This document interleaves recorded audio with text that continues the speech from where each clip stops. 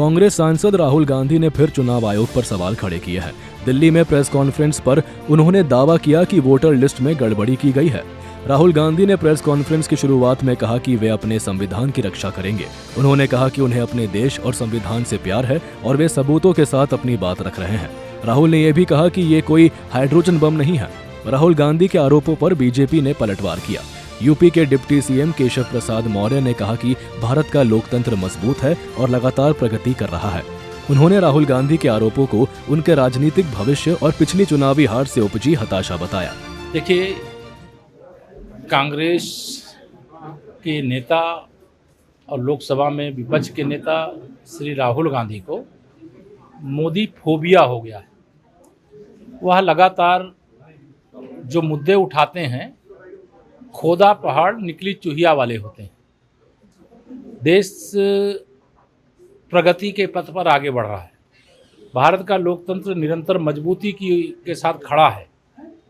चुनाव आयोग जैसी संवैधानिक संस्था को निशाना बनाना, यह सत्ता वियोग में विचलित हो चुके, बौखला चुके श्री राहुल गांधी जी का इस प्रकार का कोई भी आरोप है वह मिथ्या है, निराधार है। और उनके पास कोई आरोप में सच्चाई है तो उसकी शिकायत चुनाव आयोग से करे। अगर वोटर लिस्ट को लेकर शिकायत है, ये मीडिया को बुला करके बड़ी भारी, अब वो कभी कहते हैं हम एटम बम फोड़ने वाले हैं, कभी हाइड्रोजन बम फोड़ने वाले हैं। ये विनाश की बात सोचते हैं। माननीय मोदी जी के नेतृत्व में, आदरणीय योगी जी के नेतृत्व में देश और प्रदेश विकास का काम करता है, विकास के बारे में सोचता है।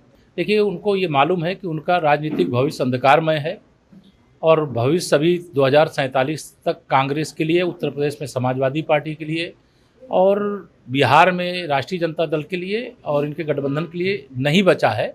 इसलिए बौखलाहट में इस प्रकार के आरोप लगाते हैं, जिससे संवैधानिक संस्था जो निष्पक्ष चुनाव करा करके इस देश के लोकतंत्र को बल प्रदान करने का काम कर रही है।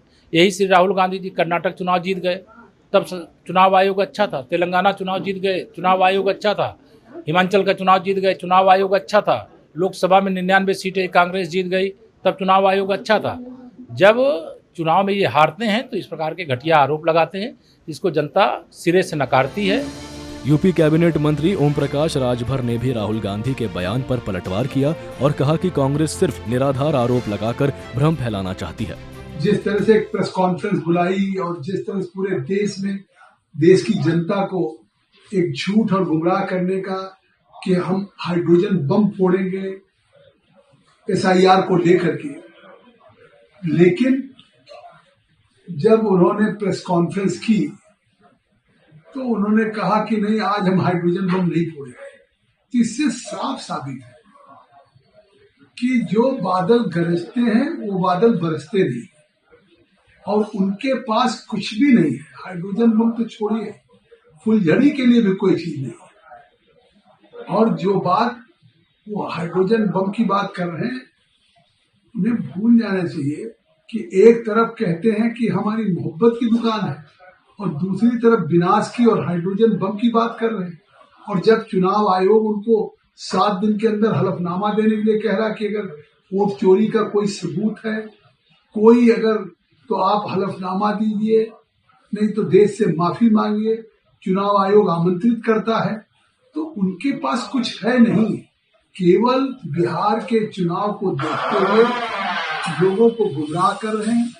और जो आज एसआईआर की उस चुनाव आयोग द्वारा एक निष्पक्ष चुनाव कराने की प्रक्रिया में डोर टू डोर वेरिफिकेशन कर रहा है, तो जो रोहिंग्या और बांग्लादेशी या विदेशी हैं, केवल उनके लिए हाइड्रोजन बम फोड़ने की बात कर रहे हैं और उनके प्रोटेक्शन की लड़ाई लड़ रहे हैं। उनको पता नहीं है कि यहाँ परमाणु बम हम लोग लेके तैयार हैं। इलेक्ट्रॉन, न्यूट्रॉन और प्रोटॉन।